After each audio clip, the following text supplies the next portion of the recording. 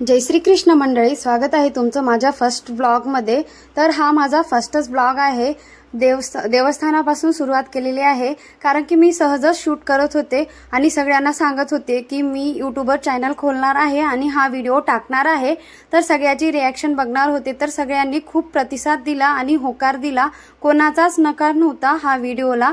म्हणून मी हा video यूट्यूबला channel खोलून टाकायचं ठरवलं आणि ब्लॉगिंग करायचं ठरवलं। तर इथं बघू शकता, ही आहे माझी पुरी फॅमिली। तर किती खुश होते आणि कॅमेरा समोर हाय करत होते। आणि हे आहे मंदिर, लिमगावचं मंदिर। नांदेड पासून 25 किलोमीटर अंतरावर हा मंदिर आहे। लिमगाव म्हणतात, कोणी गोपाळचवडी म्हणतात, ह्याला दोन नावं आहेत। तर इथे आम्ही मंदिरामध्ये आलो दर्शनासाठी। तर रांग होती, थोडीशीच होती, जास्ती काही नव्हती रांग। तर रांगेमध्ये उभा टाकलो आणि मंदिराच्या आतमध्ये आलो दर्शनासाठी। इथं बघू शकता किती सुंदर कृष्णाची मूर्ती सजवलेली आहे आणि किती श्रृंगार केलेले आहे। आणि इथं डोळे भरून असं दर्शन घेतलं देवांचं। इथं पण खूप गर्दी झालेली होती, कारण की जत्रा होती। दरवर्षी वर्षातून एकदा इथे जत्रा भरत असते, पालखी मिरवणूक होते आणि पालखीच्या निमित्तानं जत्रा भरत असते। आणि आम्ही दरवर्षी इथं जत्रेला येतो पालखी खालून निघण्यासाठी। तर इथं बघू शकता, रियांशचं खेळणे घ्यायचं होतं म्हणून ते किती ओढू लागला होता। तर इथे त्याला सगळं काही घ्यायचं होतं, तर त्याचे पप्पा वर गाडी बघत होते।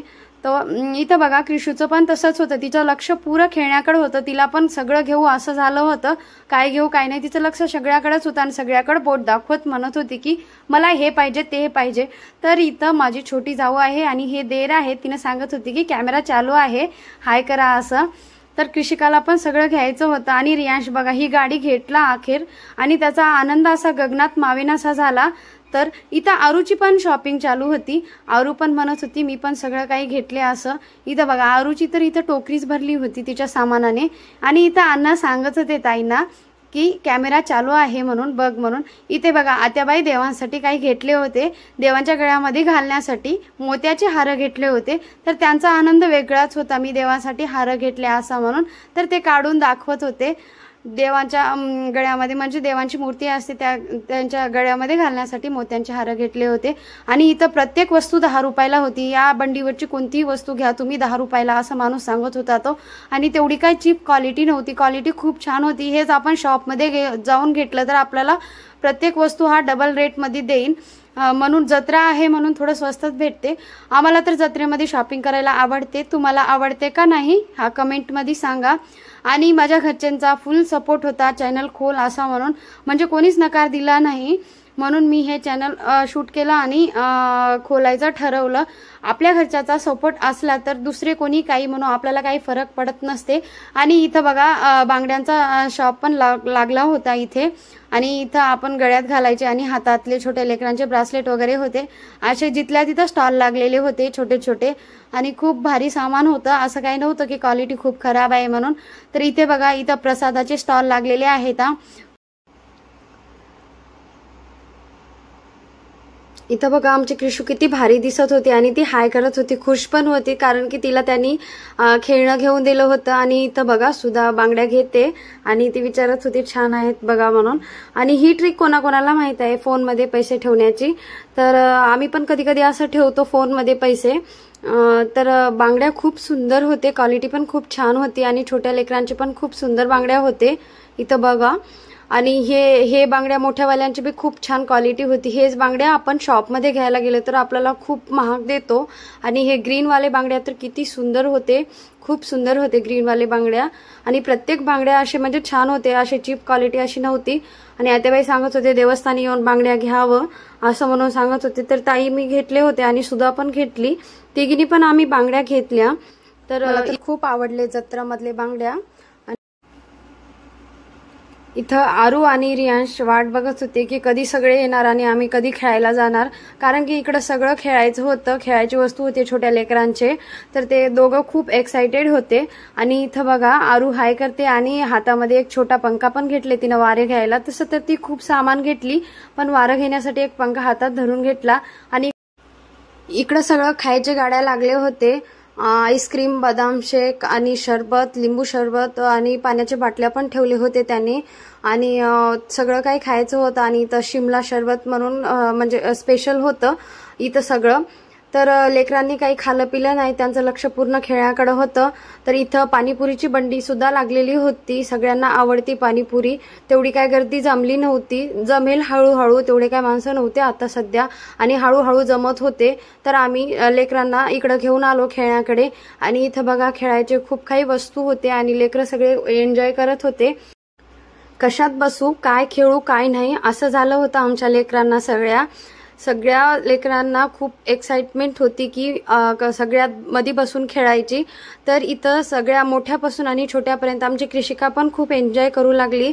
इथं बघा रियांश आणि कृषिकाची मस्ती चालू आहे, दोघा बहीण भावाची. आणि इथं खूप मोठं असं बेलूनचं स्लायडर पण होतं आणि ही जॉईंट वेल बी खूप मोठी होती. एक छोटी जॉईंट वेल होती लेकरांसाठी आणि एक मोठी जॉईंट वेल होती. तर इथं कृषिका आणि रियांश दोघं पण बहीण भाऊ किती छान मस्ती खेळत होते. बघा ना किती छान खेळतायत दोघं जण. आणि कृषिका पण खूप एन्जॉय करत होती. प्रत्येक वस्तूमध्ये तिला पण बसायचं होतं आणि रियांशला पण बसायचं होतं. दोघं ह्याच्यातून निघायला राजी नव्हते. तर इथं बघू शकता रियांश किती छान एन्जॉय करत आहे आणि कृषिका थोडं नर्वस झालेली आहे. तो जास्त उड्या मारला आणि ती अशा म्हणजे खाली बसून होती. मग दोघांनी अजून परत खेळायला सुरू केलं. तर रियांशने आता इथं बघा गाडीमध्ये बसलं आणि जसं की खरोखर गाडी चालवतो असं म्हणजे तो गाडीचा चाक असं फिरवत होता आणि किती खुश होता इथं. आणि मला हाय पण करत होता. मी सांगितले त्याला रियांश हाय कर म्हणून, तर तो हाय करत होता. इथं बघा किती खुश होता.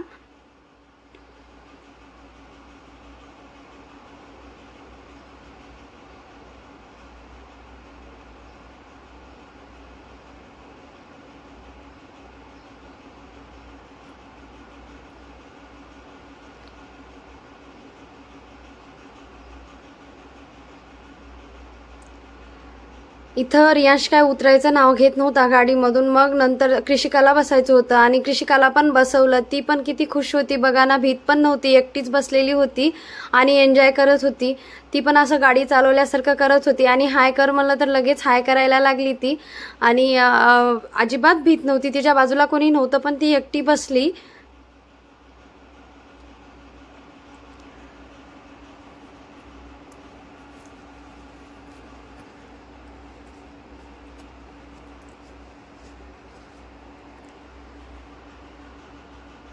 आणि इथं नंतर मग गाडी खेळल्याच्या नंतर इथं ट्रेन दिसली. मग ट्रेनमध्ये पण बसायचंच होतं. मग ट्रेनमध्ये पण बसला रियांश.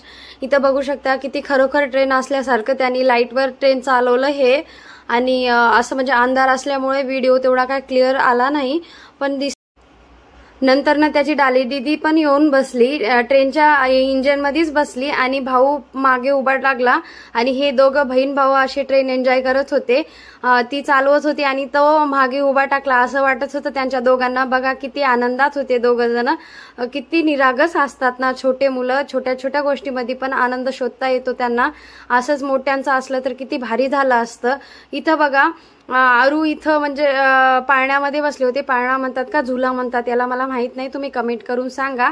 आणि ती पण किती आनंदामध्ये होती आणि हाय करू लागली होती आणि भीत पण नव्हती. आणि छोट्या मुलांचा झुला होता हा. आणि इथं आत्याबाई तिला बघत होते, भीत नव्हती असं म्हणून. आणि इथं मी आणि ताई आणि सोबत आरू आली होती आमच्या. आम्ही इथं म्हणजे आकाशी पाळण्यामध्ये बसलो दोघी जणी आणि भीती पण खूप वाटत होती. इथं छोटे देर आणि जाऊ होते आमचे म्हणजे दुसऱ्या ह्याच्यामध्ये. आणि वरून अशी काही दिसत होती जत्रा, खूप भारी वाटत होतं पण सोबत भीती पण वाटत होती आम्हाला. जसं जसं म्हणजे जॉईंट वेलची स्पीड वाढवली तसं तसं खूप भीती वाटली. आणि आमची आरू पण बसलेली होती. इथं बघा वरून असं काही दिसत होतं सगळं दृश्य. पुरी जत्रा वरून अशी दिसत होती, म्हणजे वरून एवढीशीच वाटत होती जत्रा आणि खालून तर भोली मोठी वाटत होती. आणि इथं सगळे खेळायचे दिसत होते आणि सगळे छोटे छोटे दिसत होते वरून. खूप भारी वाटलं आणि खूप नर्वस पण झालो आम्ही. वरून म्हणजे फिरल्यासारखं झालं आम्हाला खाली उतरलं की, पण खूप मज्जा आली.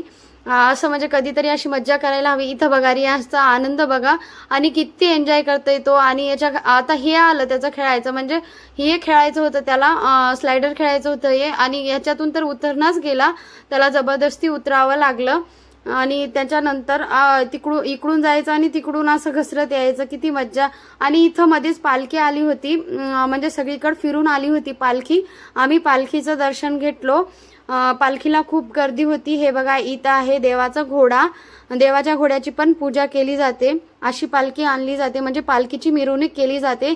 हे तर आहे मेन, पालखीमुळे जत्रा भरली जाते। दरवर्षी ही पालखी ठेवतात उन्हाळ्यामध्ये, एप्रिल किंवा मे मध्ये असते ही पालखी।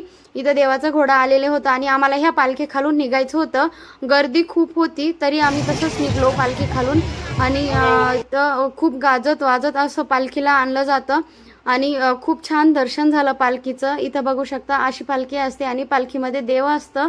खूप भारी वाटलं हे सगळं बघून आणि एकदम मन प्रसन्न झालं आणि या पालखी खालून निघायचं असतं। आणि इथं बघा आरू आणि रियांश डाली यांची तर मस्ती अजून सरलीच नाही आणि खूप मस्ती करत होते, याच्या बाहेर निघायलाच तयार नव्हते।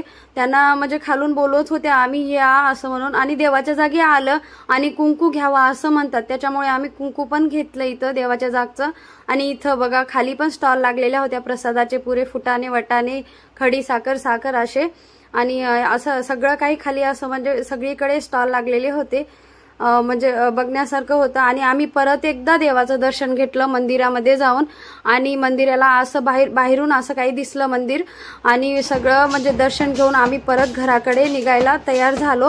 आणि अशी आली होती पालखी गाजत वाजत, म्हणजे मंदिराच्या जवळ आली पालखी असं, म्हणजे आता पालखीची मिरवणूक संपलेली आहे, पालखी आता मंदिरामध्ये जाते। इथं बघू शकता सगळं म्हणजे बँड असं वाजत वाजत आणि देवांना असं वाजत गाजत आणलं जाते पालखीला।